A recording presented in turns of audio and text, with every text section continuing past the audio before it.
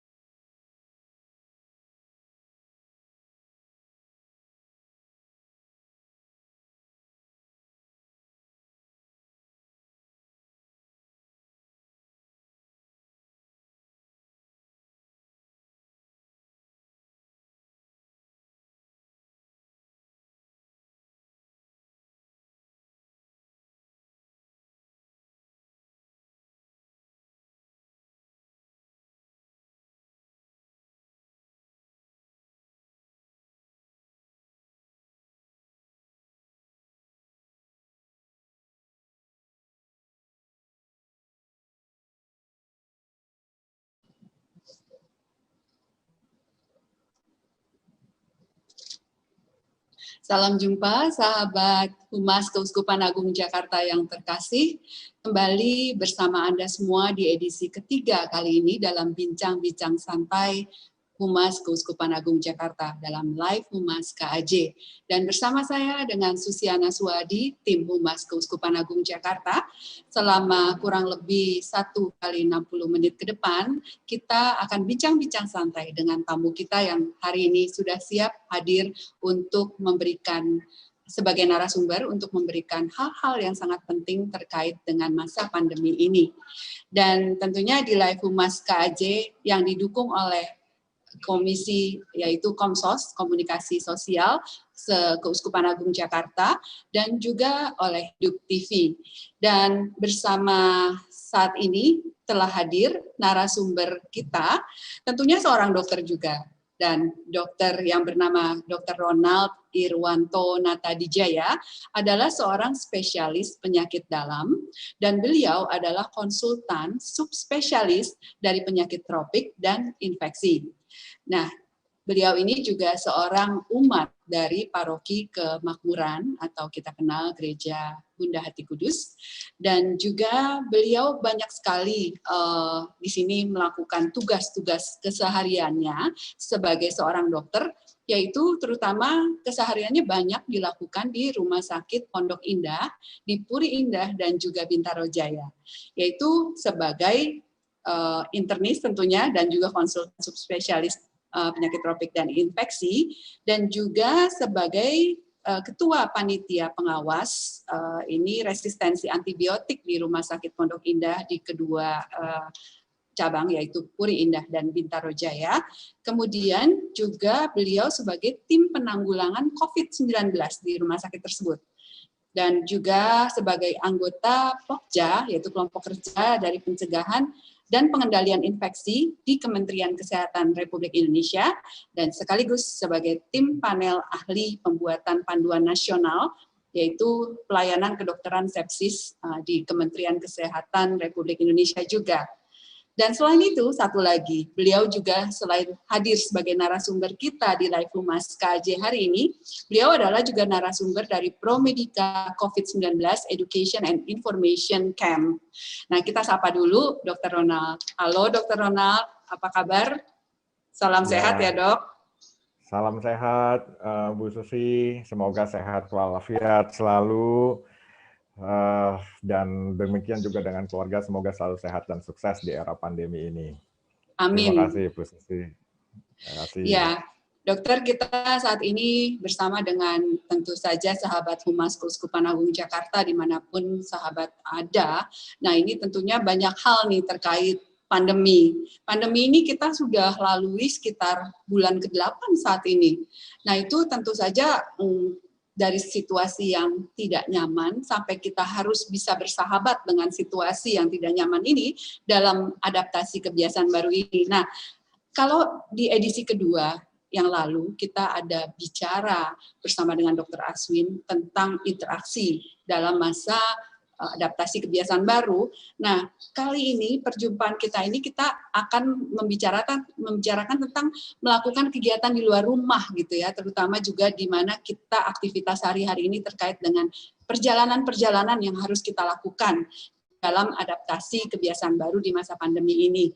Nah, bagaimana supaya kita tetap aman dan nyaman dalam kegiatan sehari-hari di luar rumah. Nah, ini kita perlu sekali hal-hal yang akan diberikan oleh Dr. Ronald nantinya.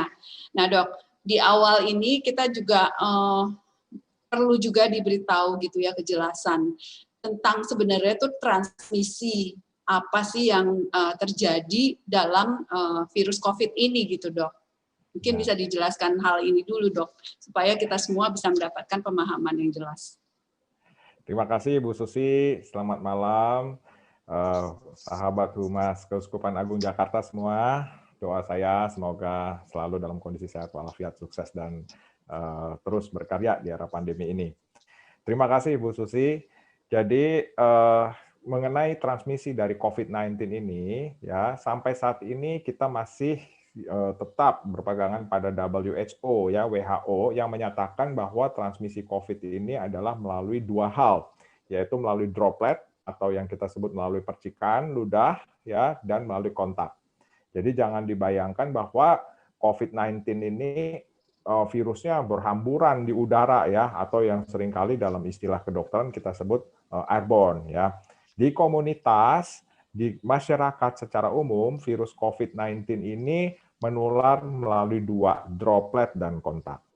Nah, kapan seseorang itu berisiko tertular atau berisiko atau kita sebut sebagai kontak erat risiko tinggi, berisiko tertular secara tinggi risikonya terhadap COVID, yaitu kita harus menentukan berdasarkan tiga hal, posisi, durasi, dimensi. Ya, posisi itu kita berada pada jarak kurang dari 1 meter, berhadapan face to face dengan orang lain, atau berada di dalam kerumunan dengan jarak kurang dari 1 meter, durasi lamanya lebih dari 15 menit, dan dimensi itu berada di indoor, terutama kalau ventilasinya kurang baik. Nah, Bapak Ibu sahabat Humas KAJ yang saya hormati, apabila Bapak Ibu berada dalam posisi, durasi, dan dimensi seperti itu, dan Bapak Ibu tidak menggunakan masker, maka Bapak Ibu berada dalam resiko tinggi kontak erat dari COVID-19. Ya. Nah, oleh karena itu, Bapak Ibu sebaiknya harus wajib menghindari posisi, durasi, dan dimensi seperti itu. Apabila kita tidak bisa menghindari posisi, durasi, dan dimensi seperti itu, maka sangat baik apabila Bapak Ibu mengenakan masker. Ya. Nah, masker ini yang digunakan adalah masker bedah atau surgical mask. Jadi, dalam sejarah penggunaan masker, dalam sejarah pengendalian infeksi, penggunaan masker yang memang secara evidence, secara ilmiah terbukti bisa mencegah transmisi droplet percikan itu adalah masker bedah. Nah, patut diingat masker bedah ini sebenarnya fungsinya adalah sebagai source control ya, bukan sebagai protection. Source control itu artinya apa? Masker bedah ini mencegah kita menulari orang lain, bukan mencegah kita tertular dari orang lain. Begitu Bapak Ibu, ya. Nah, jadi kalau kita menggunakan masker bedah berarti kita melindungi orang lain. Bagaimana supaya orang lain itu tidak menulari kita, maka sebaiknya orang lain tersebut juga menggunakan masker bedah. Apabila kita berhadapan dengan orang lain yang belum menggunakan masker bedah, ya, mungkin ada masker-masker jenis lain yang tidak terstandarisasi, maka tetap kita harus menjaga jarak kita, physical distancing. Jadi itu yang utama ya. Jadi penekanannya bukan pada masker, kemudian kita udah mengenakan masker, apalagi non-surgical masker non medis, kemudian kita aman berkerumun atau berada di jarak 1 meter. Itu sangat tidak kami anjurkan Bapak Ibu. Jadi sangat baik apabila kita bisa menggunakan masker bedah, oke. Itu apabila kita berada pada posisi, durasi, dan dimensi seperti yang saya sampaikan, mungkin bisa menurunkan resiko. Tetapi kalau misalnya ada orang lain tidak menggunakan masker atau menggunakan masker yang tidak standar, maka tetap harus menjaga jarak lebih dari 1 meter. Nah, ini adalah cara untuk mencegah droplet para sahabat Humas KAJ semua. Ya. Kemudian cara menjaga bagaimana supaya kita tidak tertular melalui kontak, maka Bapak Ibu semua sangat baik apabila bisa mencuci tangan kepada waktunya yang sesuai. Ya, jadi dalam segala hal, menyentuh segala barang dan sebagainya, ya bertransaksi dengan uang, cucilah tangan, ya, dan semakin kita sering cuci tangan, maka semakin risiko kita rendah tertular COVID, dan sebaiknya kita meminimalisasi menyentuh-nyentuh area wajah. Mungkin demikian, Bu Sisi, yang bisa saya sampaikan mengenai transmisi dan pencegahan COVID secara singkat sementara ini. Baik, Dr. Ronald. Jadi seperti yang selama ini kita pahami dan juga harus terus digaungkan dalam protokol kesehatan, 3M itu ya Dok tadi ya. Jadi memakai masker, kemudian menjaga jarak, dan juga mencuci tangan. Nah, tadi memang menarik tadi bahwa memang sudah benar-benar terkonfirmasi bahwa sebenarnya itu adalah droplet ya Dok ya, bukan aerosol. Cuma masalahnya mungkin kalau kita berada dalam sebuah ruang tertutup itu kali ya Dok ya, yang membuat resiko semakin lebih tinggi barangkali. Betul, betul Bu. Baik. Ya, nah Dok, kalau tadi kita sudah tahu tentang model transmisi, kemudian juga kapan terjadi resiko, nah sehingga kita tadi juga sudah harus bisa memikirkan tentang posisi, kemudian juga durasi dan dimensi tadi ya Dok ya, supaya kita tetap menjaga jarak minimal 1 meter, kalau bisa lebih bagus ya Dok ya. Nah kemudian pasti itu tadi memakai masker, dan tadi sudah diterangkan dokter bagaimana kita mencoba menjaga diri kita gitu ya di dalam halayak ramai, kumpulan ramai itu dengan tadi jaga jarak, kemudian masker yang digunakan itu apa supaya kita tetap juga jaraknya bisa kita atur gitu ya Dok ya. Nah, memang ini nggak mudah ya Dok, dari yang tadinya kita nggak pernah mengalami hal seperti ini, harus kita adaptasi dengan hal-hal seperti ini. Jadi ini semacam membuat habitus baru supaya kita menggaungkan di ingatan kita terus ya Dok ya. Iya, betul. Tentang hal ini. Ada nggak Dok cara bagaimana nih Dok supaya istilahnya bagaimana nih ya, trik-triknya gitu loh, supaya kita tetap bisa berada dalam koridor itu, sehingga supaya kita juga bisa menurunkan resiko-resiko penularan terhadap diri kita maupun terhadap orang lain gitu, Dok. Ya, terima kasih Bu Susi. Ya, memang ini memang satu kesulitan ya. Berbagai kepustakaan menyebutkan bahwa tindakan dan perilaku manusia itu sebenarnya hanya 30% dipengaruhi logika. Sisanya 70% katanya didasarkan atas perasaan ya. Nah, jadi seringkali ya mengubah logika, mengubah mindset tidak susah, tetapi mengubah kebiasaan itu yang sulit. Jadi behavior changes itu sangat sulit. Ya, nah ini kita sudah memasuki era normal baru ya. Pemerintah sendiri dengan gencar selalu menyatakan bahwa tetap produktif tapi harus disiplin dengan sikap dan tetap dalam protokol kesehatan. Nah, inilah kita bagaimana menyikapinya bahwa pengetahuan sudah kita sampaikan, tetapi COVID-19 penyebarannya ini bukan tanggung jawab siapa-siapa, ini adalah tanggung jawab kita bersama. Dan ya, mengenai behavioral changes itu memang harus selalu digaungkan. Saat ini mungkin ada 4 klaster ya, yang kalau saya lihat 4 klaster yang terbesar pada penularan COVID-19. Klaster pertama itu rumah ibadah. Klaster kedua adalah kantor, klaster ketiga adalah pasar, klaster keempat adalah keluarga. Ya, nah di sini memang terjadi kontak-kontak erat nih memang di sini, Bapak Ibu, sahabat Humas Keuskupan Agung Jakarta. Di sini memang terjadi suatu kontak-kontak erat. Disinilah habit itu harus kita biasakan, habit menjaga jarak, gitu ya. Nah, dan ini memang memerlukan edukasi ya Bu Susi ya. Saya sering melihat contohnya gini, ada orang gemar sekali pakai masker, sampai olahraga naik sepeda, lari pagi dia pakai masker, ya. Alhasil dia habis olahraga sesak nafas, ya biru. Iya betul, betul Dok. Kadang-kadang kan jadi megap-megap begitu ya. Ya. Nah ini kami dari secara medikal ya itu kami tidak menyarankan menggunakan masker pada saat olahraga ya. Kenapa? Karena ketika kita olahraga, kita bersepeda, ketika kita jogging menggunakan masker, tentu demand atau permintaan oksigen kita itu meningkat jauh. Sedangkan kita tahu bahwa kalau kita menggunakan masker itu akan menghalangi pertukaran oksigen dan CO2 ya. Nah, sebenarnya kami nggak menyarankan. Kenapa? Karena pada saat kita olahraga, kita tidak berada pada posisi, durasi, dan dimensi seperti yang tadi saya sebutkan tadi. Jadi paling baik lakukanlah olahraga secara outdoor, ya. Jangan olahraga berkerumun, jangan olahraga bersepeda bersama-sama dalam jarak yang dekat, ya. Tetapi jaraknya jauh-jauhan. Itu aman, tidak akan tertular sebenarnya. Jadi nggak perlu olahraga pada pakai masker. Nah, kebiasaan-kebiasaan ini yang harus kita cermati bersama. Jadi kapan orang menggunakan masker, kapan orang boleh lepas masker, dan kapan dan bagaimana masker yang harus digunakan, jenisnya seperti apa. Nah ini yang kita perlu edukasikan. Dan ini tentu harus dibarengi dengan kesadaran ya.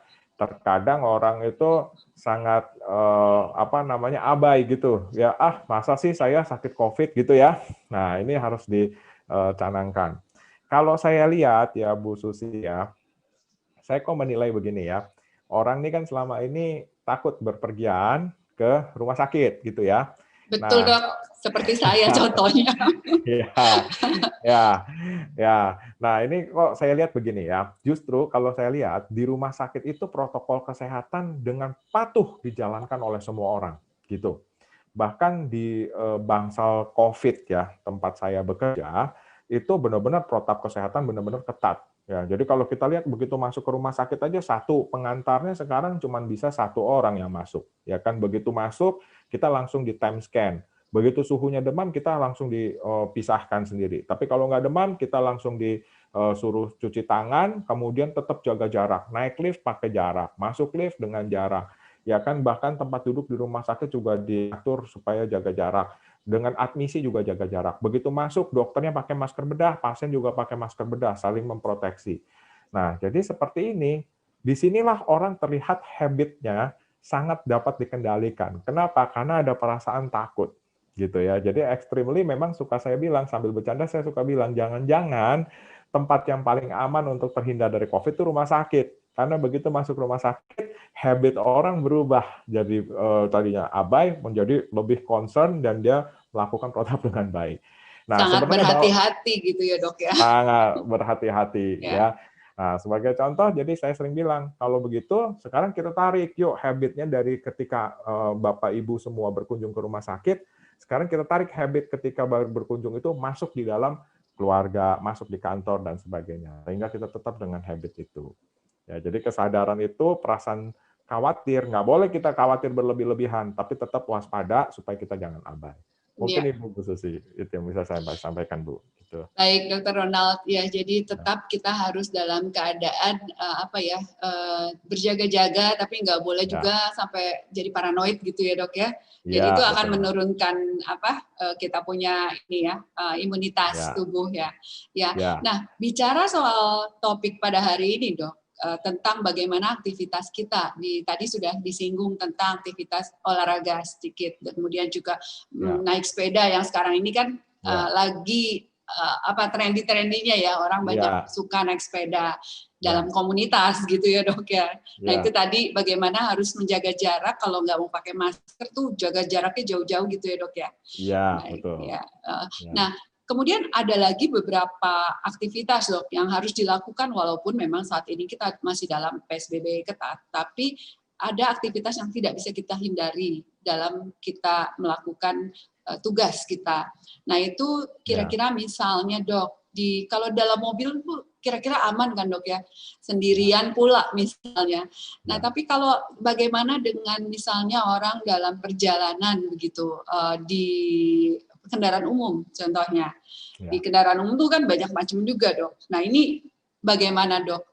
Apa yang bisa menjadi message kalau orang melakukan perjalanan-perjalanan, yaitu dalam keseharian memang harus ya, bukan karena dicari-cari, bukan karena saya mau ke sini, saya mau ke sana, tapi memang dalam tugas. Nah itu bagaimana, Dok? Ya. Baik, Bu. Terima kasih. Jadi Bu, ya ini saya jadi teringat ya Bu ya, beberapa waktu yang lalu, saya nggak tahu ini berita benar atau tidak benar ya, tapi beberapa waktu yang lalu mungkin sahabat-sahabat Humas KAJ juga pernah mendapatkan bahwa ada seorang dokter ya ditangkap oleh Satpol PP terus disuruh nyapu gitu ya. Iya, itu viral kan, Dok. Seorang dokter soalnya. Seorang dokter. Ya, padahal ternyata setelah kita cari tahu, katanya beliau itu sebenarnya naik mobil sendirian, cuman ketangkap Satpol PP karena nggak pakai masker, ya. Nah, ini sebenarnya saya pikir perlu juga edukasi yang baik dan benar ya kepada penegak hukum ya. Jadi jangan karena ada undang-undang dan sebagainya itu terus membabi buta, apalagi dokter disuruh nyapu ya, bukan begitulah caranya. Karena kan sebenarnya kalau kita berpergian naik mobil sendirian, kita sebenarnya tidak perlu pakai masker karena tidak ada resiko penularan. Kalaupun misalnya kita berbicara katakanlah lewat handphone atau apa dan mungkin ada percikan yang ada di mobil itu, ya pada orang-orang yang berpergian dengan mobil itu, misalnya ada orang lain masuk lagi ke mobil itu, ya kita sangat menganjurkan ya berpergian kemanapun setelah pulang kita mandi dan sebagainya. Jadi supaya jangan kontak ya. Jadi seperti itu. Jadi sebenarnya satu itu sebenarnya nggak perlu menggunakan masker. Yang menggunakan masker adalah yang berada pada posisi kurang dari 1 meter berhadapan atau berkerumun, kemudian lebih dari 15 menit durasinya dan dimensinya pada indoor. Ini yang harus lebih wajib menggunakan masker dan yang digunakan masing-masing pada masker itu bukan masker yang lain yang apalagi yang under standar tapi harus masker bedah. Ya. Nah, kalau kita berpergian, Bu Susi, ini juga sangat menarik ya. Ini juga kemarin-kemarin juga ada berita-berita, oh kalau kita berpergian ini kita harus periksa dulu nih, ya PCR-nya kayak atau rapid test antibody-nya kayak ya. Kemudian banyak orang juga memang bertanya kepada saya, Bu ya. Ini berapa lama, Dok? Kalau saya misalnya mau berpergian nih, kita mau naik pesawat terbang lah gitu ya ke Surabaya. Nah, saya nih disuruh rapid test dulu, atau saya disuruh PCR dulu. Berapa lama nilai itu bertahan? 3 hari, 7 hari, 10 hari, ya berapa lama kita bisa pertahankan? Iya. Nah, ya apalagi Dok, begini Dok, kalau misalnya 3 hari, contohnya ya Dok ya, 3 hari, terus besokannya kan 3 hari minus 3 hari sebelum kita berangkat, tapi besokannya terus kita ada interaksi dengan orang lain, nah itu juga bagaimana Dok? Ini menjadi salah satu yang perlu kita perjelas gitu. Betul, Bu. Jadi begini, Bu. Saya kasih contoh ilustrasi ya, yang lain ya. Ketika kita menjadi dokter, ketika kita praktek dokter ya, katakanlah ada seorang karyawan datang ya, kemudian dia dikirim dari perusahaannya untuk periksa kesehatan di kita. Kemudian perusahaan itu minta bahwa karyawan ini sehat atau enggak. Nah, mereka minta yang namanya surat keterangan sehat. Ya. Nah, sama tuh Bu, surat keterangan sehat itu sebenarnya adalah surat keterangan yang berlaku hanya pada hari itu, pada momen, pada detik itu si dokter periksa bahwa yes, ini sehat. Nah, itu nggak berlaku sebenarnya untuk 1 hari, 2 hari, 3 hari kemudian. Ya. Jadi begitu melangkah keluar, itu sebenarnya sudah tidak berlaku, Dok? Iya, jadi besok apa yang terjadi, lusa seminggu kemudian, 2 minggu, kita nggak tahu. Ya, mohon maaf. Misalnya kita nyatakan sehat hari ini, mohon maaf, misalnya ya yang bersangkutan kemudian taunya besok atau 2 hari kemudian serangan jantung, heart attack. Nah, itu nggak bisa itu berlaku loh. Katanya sehat kok, heart attack nggak bisa. Itu adalah pada saat itu, kita berlakunya hanya pada saat itu. Bahwa oke, pada saat ini ke belakang dan hari-hari sebelumnya rupanya dia sehat. Ya. Nah, sama Bu, sebenarnya tes PCR, tes rapid itu sama begitu. Jadi kalau misalnya kita di PCR negatif, di rapid negatif antibodinya, itu hanya menunjukkan, membuktikan bahwa sebelum-sebelumnya, di hari-hari sebelumnya, kita tidak tertular, kita tidak infected oleh COVID-19. Gitu ya. Tetapi setelah itu dinyatakan, kita dilakukan swab, hasilnya negatif misalnya, 1 hari, 2 hari, 3 hari, tadi yang Bu Susi bilang sangat betul sekali, kita kontak, kemudian kita infected, itu nggak bisa kita pertanggungjawabkan. Gitu. Oleh karenanya, Bu, dan para sahabat Humas Keuskupan Agung Jakarta, maka yang dilakukan oleh WHO itu sebenarnya nggak pernah ada di literatur bahwa kalau kita mau berpergian harus periksa PCR atau rapid dulu. Itu nggak pernah, boleh dia dicari di literatur. Nggak ada itu tercerita gitu. Jadi tetap apa yang dilakukan oleh WHO, anjurannya adalah bukan tes PCR, bukan rapid test sebelum berpergian, tetapi pada saat kita berpergian tetap pada protokol kesehatan. Ya. Nah, bagaimana itu dilakukan? Nah, sangat penting ya kita ketahui bahwa saya pikir itu sudah dilakukan secara institusional ya, di bandara, di stasiun kereta ya, upaya-upaya pemerintah untuk melakukan itu sudah cukup gencar dilakukan ya dengan protokol kesehatan. Tetap jaga jarak ya, ketika naik pesawat juga kan kita tahu, naik kereta juga kita tahu ya bahwa itu bangku-bangku juga nggak bisa kita penuhkan semua, jadi tetap harus ada jaga jarak. Hanya di sini protokol sudah ada secara institusional. Lagi-lagi Bu Susi, kembali kepada habit kita. Kita ini mau disiplin nggak melakukannya, gitu. Ketika protokol sudah dilakukan, habit kita ini yang tergantung. Masalahnya memang sampai sekarang kan belum ada hukuman berat ya. Misalnya begini, oh kalau misalnya nggak jaga jarak di bandara atau nggak jaga jarak di stasiun kereta, kamu masuk penjara gitu. Nggak ada pemerintah keluarin seperti itu karena memang nggak etis ya. Seperti itu di negara lain pun nggak ada seperti itu. Jadi memang benar-benar kalau saya lihat situasi ini harus bergantung juga pada kita. Apa yang dilakukan oleh pemerintah adalah mereka bisa melakukan hanya sampai sebatas institusional. Tetapi petunjuk-petunjuk sudah diberikan, tetapi kembali lagi behavioral changes kepada kita. Jadi kalau saya sendiri, Bu, saya nggak terlalu sepakat ya, kalau harus PCR dulu 3 hari, itu nggak ada waktunya. Kita hanya membuktikan surut ke belakang bahwa itu belum pernah terinfeksi. Ke depan kita nggak tahu. Gitu, Bu Susi. Iya, gitu. Jadi kita hanya mengikuti saja kalau memang kita harus melakukan tes, tapi itu adalah surut ke belakang. Nah, setelah tes harusnya hendaknya kita benar-benar menjunjung tinggi kedisiplinan kita untuk tetap pada protokol kesehatan tadi ya, Dok ya. Iya, betul. Jadi ya kita sudah dinyatakan negatif misalnya, lalu besok aja harus tetap menjaga. Nah, itu baru konsisten gitu ya, Dok ya. Dan sehingga kita memang benar-benar menyatakan bahwa yang surut ke belakang tadi memang sampai saat ini baik adanya gitu ya, Dok ya. Ya, betul. Ini ada yang komentar nih, Dok, terkait dengan tadi dimensi, durasi sama posisi, Dok. Apakah berarti ketika di dalam mobil sendirian seharusnya tidak perlu pakai masker? Tadi dokter sudah jawab ya, walaupun memang tapi tetap saja kita kembali lagi kepada protokol kesehatan yang sudah digaungkan pemerintah bahwa kita tetap harus memakai masker ya. Kemudian masalahnya kalau orang olahraga tidak pakai masker bisa ditangkap sama Satpol PP dong. Nah itu dia. Jadi ya kita juga tetap harus bisa melihat bagaimana aturan-aturan itu harus kita patuhi juga ya, Dok ya. Tapi ya dengan kondisi bahwa ya kalau di lapangan olahraga mungkin ya kalau kita lari ya juga bakal pingsan kalau kita pakai masker tadi ya dok ya. Ya. Saya pikir mungkin itu memang juga untuk ini ya harus ada satu apa namanya tuh jembatan ya, ada yang menjembatani antara kebijakan dengan edukasi. Ya saya sebenarnya terus terang aja Bu Susi ya cukup sedih juga ya karena sebenarnya harusnya ketika kebijakan itu ditelurkan maka juga harus ada edukasi pada penegak hukum ya. Ketika itu kebijakan mau ditegakkan juga harus edukasi kepada pemegang penentu-penentu kebijakan ya, dan itu sebenarnya harusnya harus ada satu jembatan. Nah, cuman permasalahannya memang ya betul ya yang disampaikan apa namanya tuh, wah takutnya nanti kena tuh ada undang-undangnya dan sebagainya ya. Nah, tetaplah berhati-hati. Tetapi memang yang saya sampaikan di sini adalah hal-hal yang sebenarnya secara literatur bagaimana sih kita itu ya berpola hidup sehat.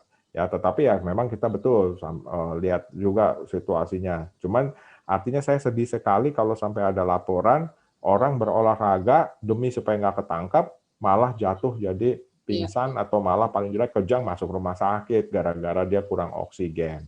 Apa tuh dok istilahnya yang juga sempat juga trending yaitu happy hypoxia ya dok ya. Jadi apa saturasi oksigennya berkurang. Nah itu juga bisa terjadi ya dok kalau sampai tadi kekurangan oksigen tadi ya karena. Ya.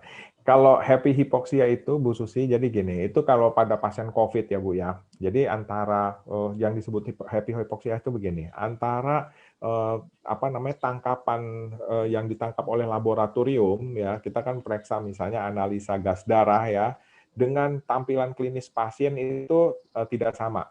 Jadi ketika kita periksa analisa gas darahnya, tekanan parsial oksigennya itu turun, ya rendah banget, tapi orangnya masih belum kelihatan sesak nafas gitu. Ya ini terjadi karena sel-selnya masih compensated tuh, masih terkompensasi untuk menerima kondisi hipoksia itu atau kekurangan oksigen itu. Nah itu pada pasien COVID-19 gitu. Tapi kalau kita lari di tempat umum misalnya ya, begitu dia jatuh kejang, nah udah itu memang udah benar-benar hipoksia dia kekurangan oksigen. Ya, nah ini mungkin saya sendiri juga lagi membicarakan ya di antara kalangan profesi dan sebagainya ini bagaimana nih kalau ada peraturan seperti ini. Tapi sebenarnya sebaik mungkin saya kok ngeri ya sebagai dokter saya selalu menyampaikan Bu kalau lari sebaiknya jangan pakai masker deh takutnya nanti pingsan masuk rumah sakit dan sebagainya karena kita tetap pada posisi durasi dan dimensi yang disampaikan tadi itu. Gitu Bu Susi.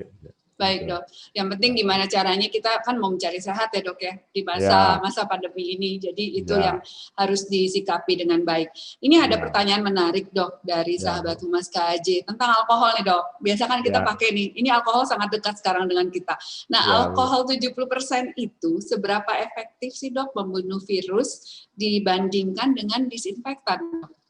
Ya baik, ya terima kasih sahabat Humas KAJ. Jadi begini. Kalau sebenarnya alkohol itu adalah salah satu jenis disinfektan juga ya Bu ya. Nah disinfektan itu selain alkohol ada H2O2 ya, terus ada disinfektan surface disinfektan yang lain ya. Nah sejauh ini berbagai penelitian menyatakan bahwa alkohol itu sebenarnya disinfektan yang paling baik. Sampai saat ini dengan alkohol 70% atau lebih ya itu sampai saat ini belum ada satu mikroorganisme pun apakah bakteri, apakah virus ya jamur dan sebagainya tidak pernah ada yang tahan terhadap alkohol. Jadi alkohol bisa sangat efektif ya dalam membunuh virus COVID ya. Nah, tetapi jangan disalahartikan bahwa kita harus mencuci tangan melulu pakai alkohol hand rub yang alkohol base ya. Jadi nggak kalau begitu karena kan biasanya alkohol base hand rub itu hanya ada di rumah sakit aja. Di kalangan awam mungkin nggak dijual atau susah didapatkan.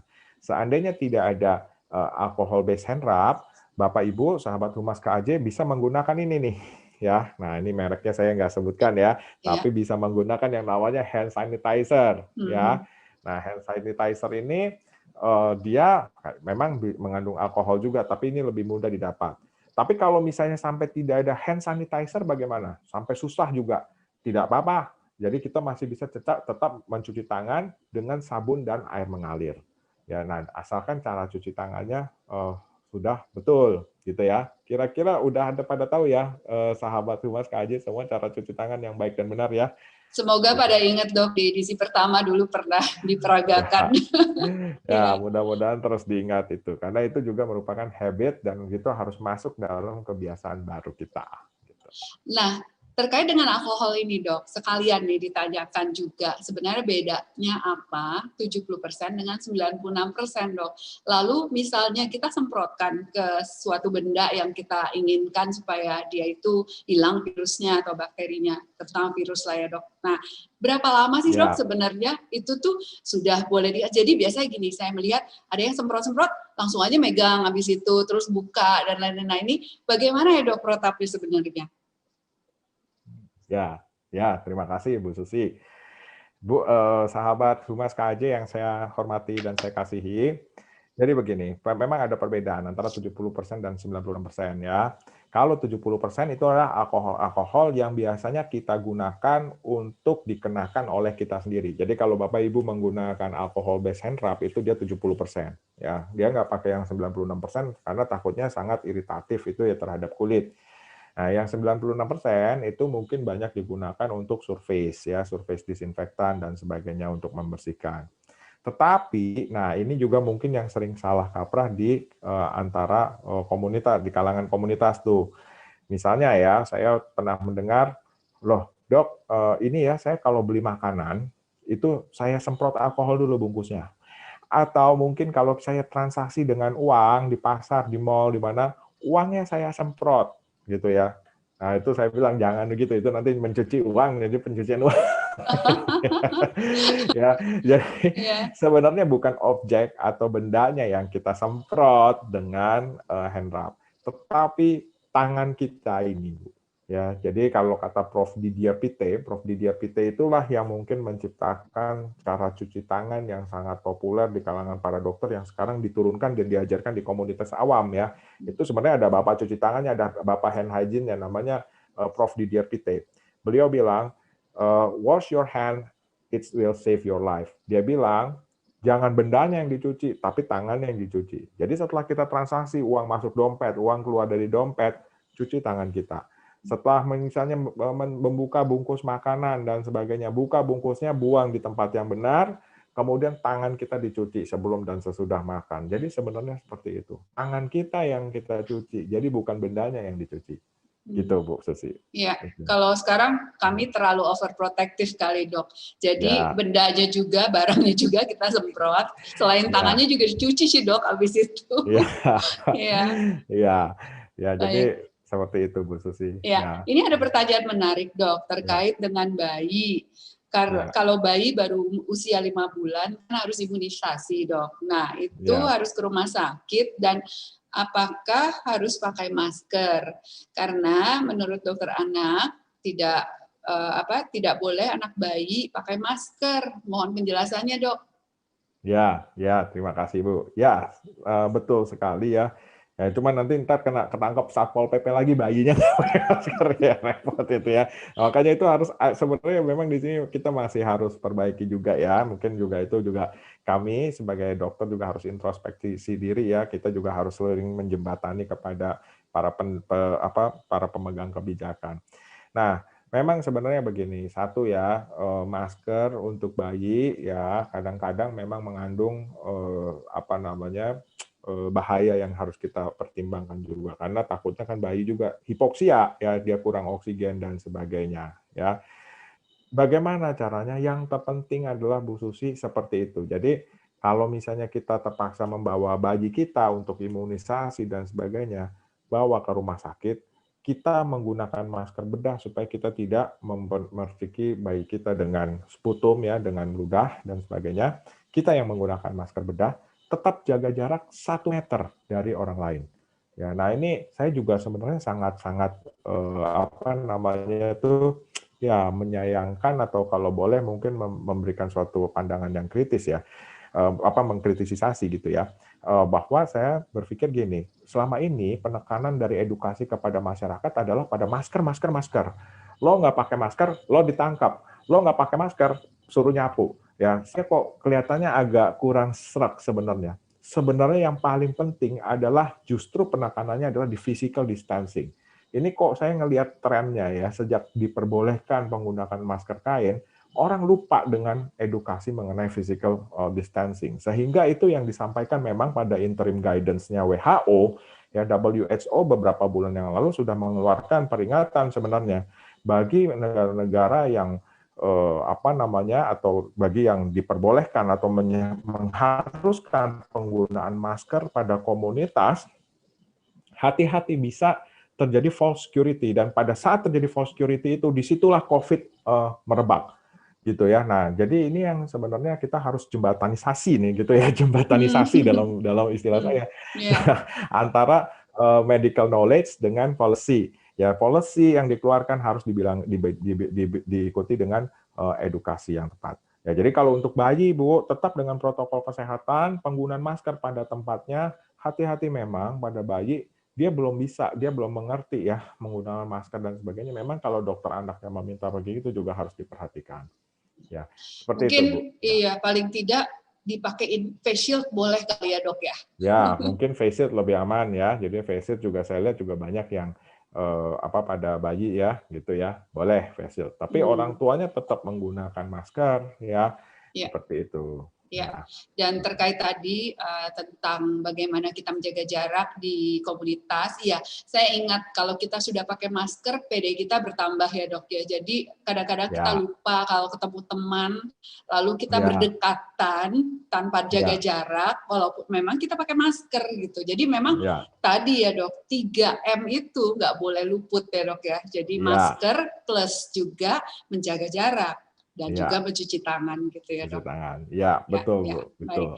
Nah kembali lagi dok soal kegiatan sehari-hari gitu ya terkait dengan perjalanan di kereta, di MRT misalnya, atau mungkin komuter atau juga di Transjakarta gitu. Nah itu kan kadang-kadang kita mencoba menjaga jarak, tapi kadang-kadang mungkin ada yang lainnya lupa menjaga jarak. Nah itu kan kita juga susah nih dok kalau kita harus bergeser-geser gitu loh. Di mana tempat itu juga terbatas. Ini triknya bagaimana ya dok? Ya Bu, itu yang menjadi kendala ya. Nah, itu memang seharusnya secara institusional harusnya dirapikan. Jangan sampai orang berkerumun di dalam komuter, di dalam MRT dan sebagainya, itu nggak boleh gitu ya. Dan kalau misalnya terpaksa seperti itu ya, saya sering menyarankan juga kepada sahabat-sahabat semua itu untuk bisa menggunakan face shield ya. Jadi face shield. Nah, face shield ini kan dia plastik ya, ada yang segala macam itu bentuknya. Nah, itu bisa mengurangi mungkin percikan-percikan dari ketika kita berada dalam kerumunan. Tapi nomor satu primary itu tetap physical distancing. Itu yang orang sering lupa. Itu yang menjadi klaster. Nah, tadi saya sudah sebutkan bahwa 4 klaster terbesar itu tempat ibadah, perkantoran, rumah tangga, dan pasar. Kenapa? Karena di sini orang nggak ada physical distancing. Kalau kita lihat memang di pasar ya, itu kita lihat aja di tempat kantor, perkantoran, pakai masker kain, tapi physical distancing nggak ada. Bahkan tadi disebutkan oleh Bu Susi, kita pede. Padahal itu sebenarnya tetap menularkan. Nah, ini yang harus kita jaga, Bu. Ya, boleh kalau misalnya dalam kondisi kita berpergian dengan MRT dan sebagainya, boleh kita tambah dengan face shield kalau terpaksa kita berdesak-desakan. Tapi nomor satu physical distancing. Begitu lihat kerumunan, nanti dulu deh, sabar dulu, jangan buru-buru. Gitu, Bu. Gitu.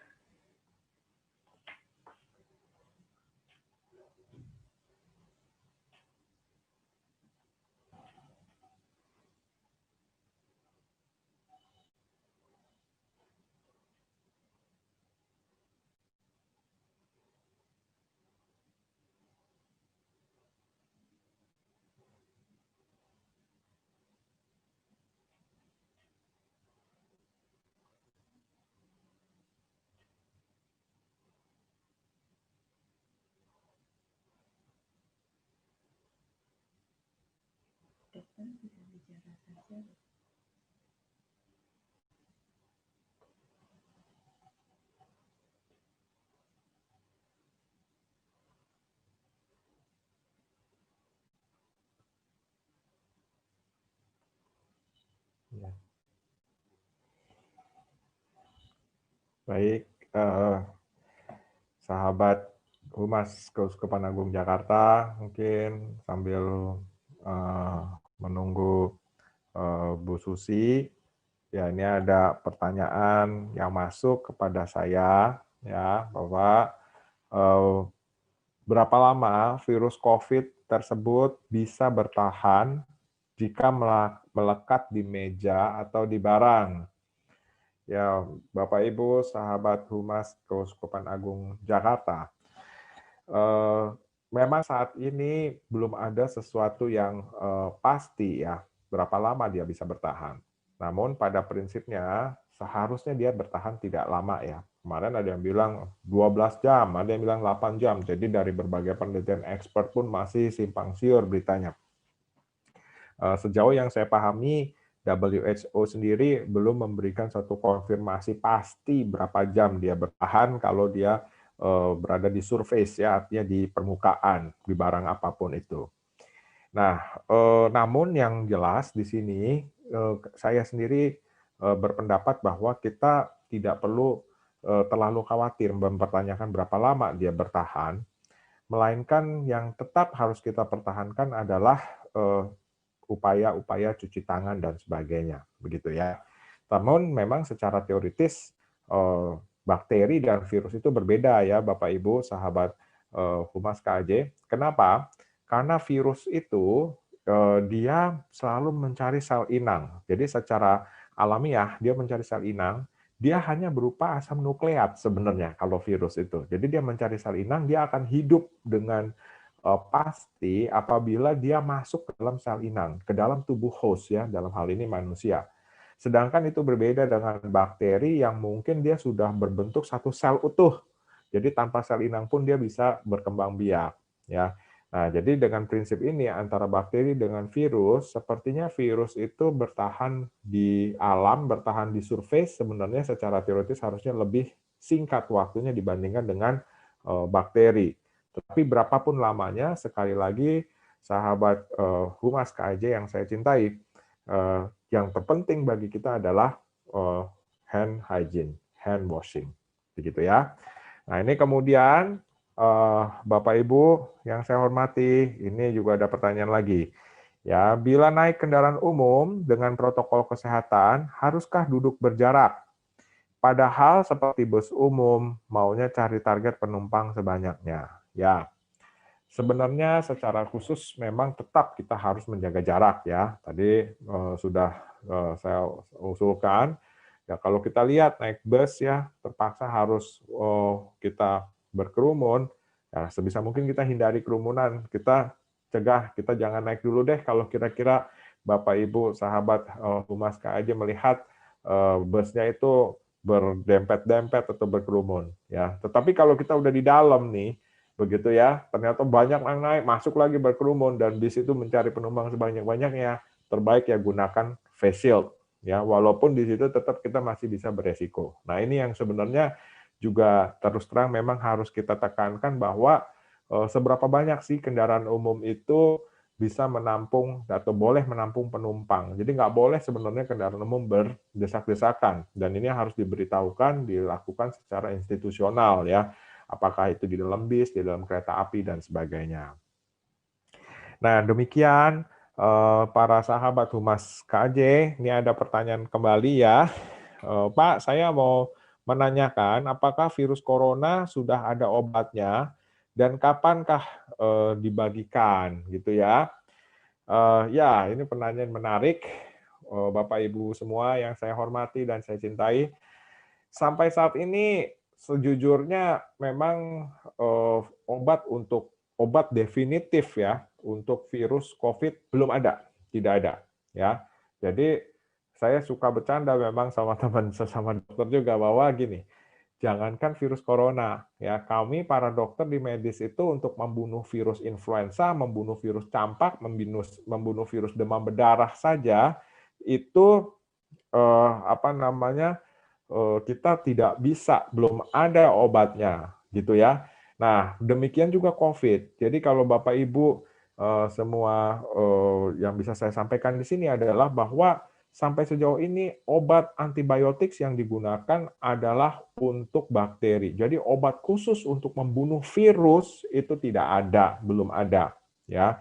Nah, belakangan ini memang COVID merebak ya, kurang lebih 1 tahun ini.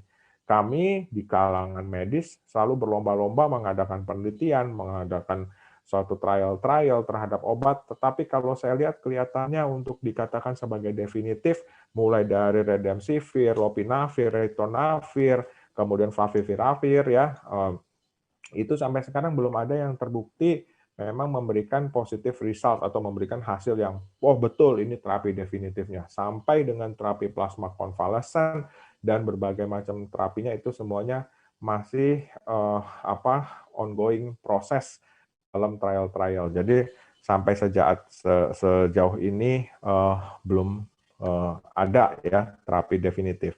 Dan perlu saya sampaikan di sini, sahabat Humas KJ semuanya, bahwa COVID-19 itu sebenarnya sembuh dengan sendirinya.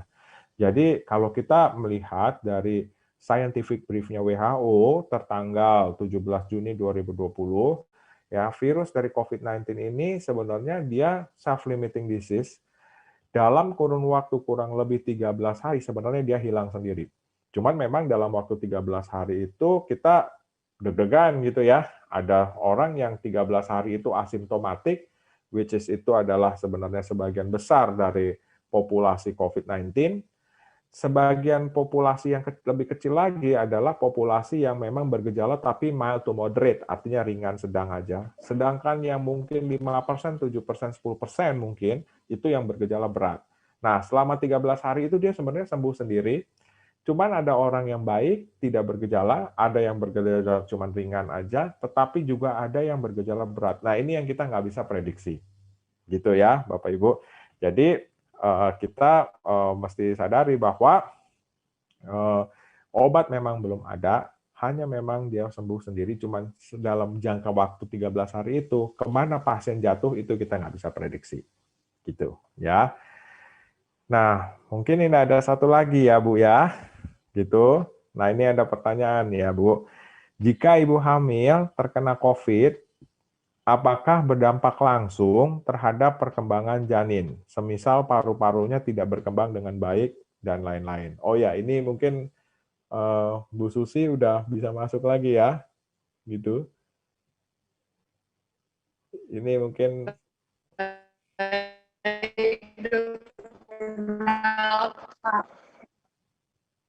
Ya Bu, masih putus-putus ya Bu.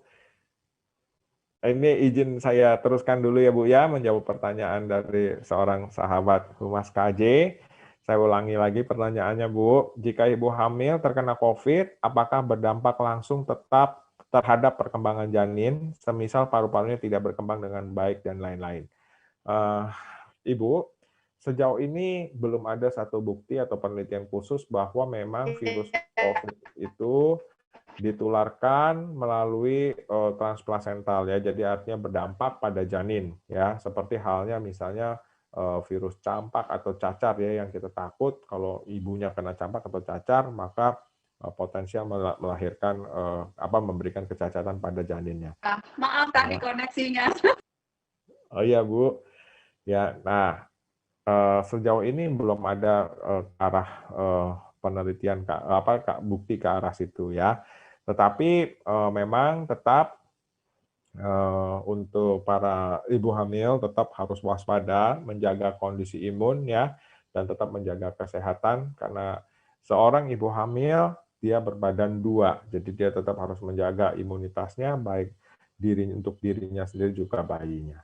Ya, tetapi bukti langsung bahwa itu membuat suatu kebahayaan atau kecacatan sejauh yang saya pahami belum ada sampai ke sana. Begitu. Nah, baik, mungkin ini mungkin sudah waktu ya para sahabat Humas Keuskupan Agung Jakarta. Ini saya ada dari atas nama Ibu Susi, mohon maaf katanya karena ada masalah teknis terputus ya, tidak ada apa-apa, tidak masalah Ibu.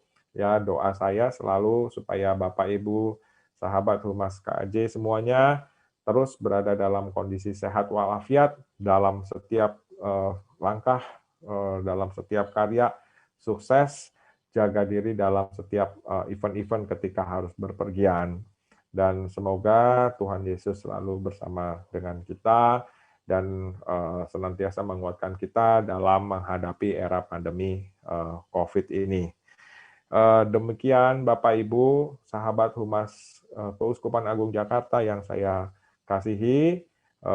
Dengan demikian mungkin acara sementara kita akhiri dulu dan semoga Tuhan Yesus bersama kita semua. Amin. Terima kasih.